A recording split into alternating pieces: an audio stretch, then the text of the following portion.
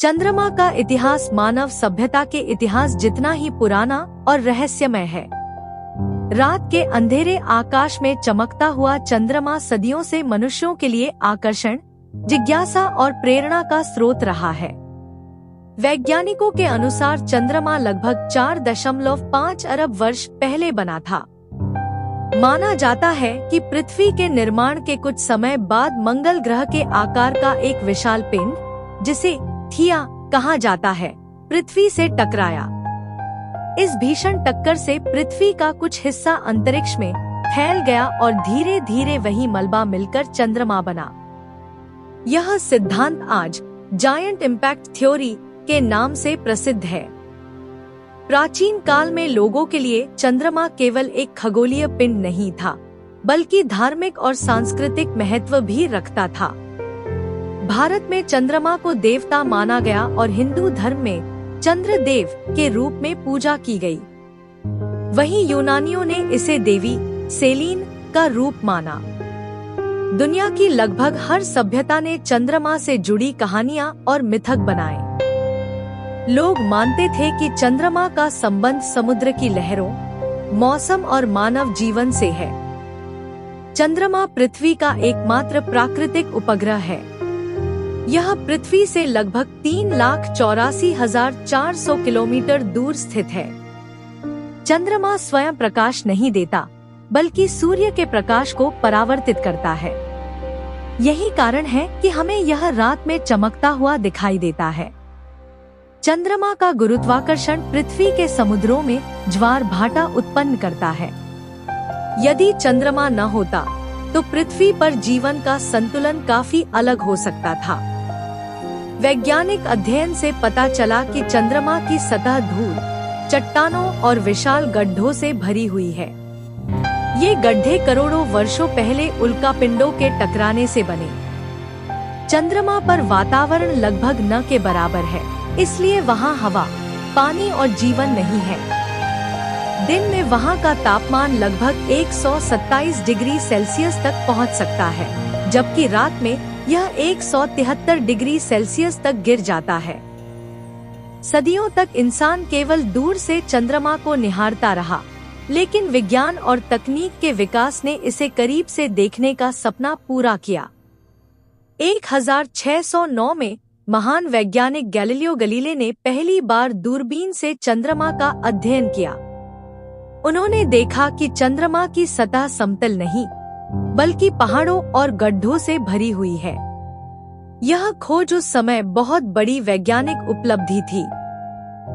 20वीं सदी में अंतरिक्ष दौड़ शुरू हुई। अमेरिका और सोवियत संघ के बीच यह प्रतिस्पर्धा थी कि कौन पहले अंतरिक्ष में बड़ी उपलब्धि हासिल करेगा।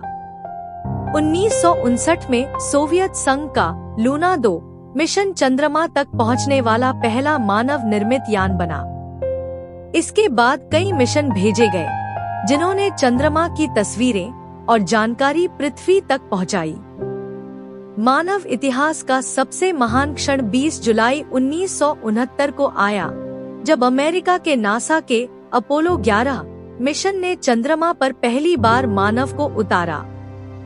अंतरिक्ष यात्री नील आर्मस्ट्रॉन्ग ने चंद्रमा की सतह पर कदम रखते हुए कहा, यह मनुष्य का एक छोटा कदम, लेकिन मानव जाति की एक विशाल छलांग है।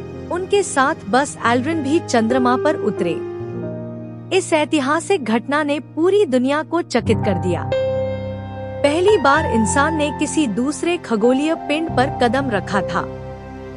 अपोलो मिशनों के दौरान वैज्ञानिक चंद्रमा से मिट्टी और पत्थरों के नमूने पृथ्वी पर लाए। इन नमूनों के अध्ययन से चंद्रमा की उम्र, संरचना और उत्पत्ति के बारे में महत्वपूर्ण जानकारियां मिली। बाद में कई देशों ने भी चंद्रमा पर मिशन भेजे। भारत ने भी इस क्षेत्र में बड़ी सफलता हासिल की। इंडियन स्पेस रिसर्च ऑर्गेनाइजेशन यानी इसरो ने 2008 में चंद्रयान 1 मिशन भेजा, जिसने चंद्रमा पर पानी के अंश खोजे। यह खोज पूरी दुनिया के लिए बेहद महत्वपूर्ण थी।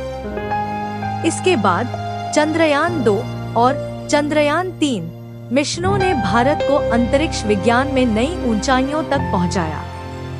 2023 में चंद्रयान 3 सफलतापूर्वक चंद्रमा के दक्षिणी ध्रुव के पास उतरा। भारत ऐसा करने वाला दुनिया का पहला देश बना। इस उपलब्धि ने भारत का नाम अंतरिक्ष इतिहास में स्वर्ण अक्षरों में लिख दिया। आज दुनिया के कई देश और निजी कंपनियां फिर से चंद्रमा की ओर आकर्षित हो रही हैं। वैज्ञानिक मानते हैं कि भविष्य में चंद्रमा पर मानव बस्तियां बसाई जा सकती हैं। वहां मौजूद बर्फ से पानी और ऑक्सीजन प्राप्त की जा सकती है। साथ ही चंद्रमा भविष्य के अंतरिक्ष मिशनों के लिए एक आधार केंद्र बन सकता है। चंद्रमा केवल एक उपग्रह नहीं, बल्कि मानव जिज्ञासा, विज्ञान और साहस का प्रतीक है।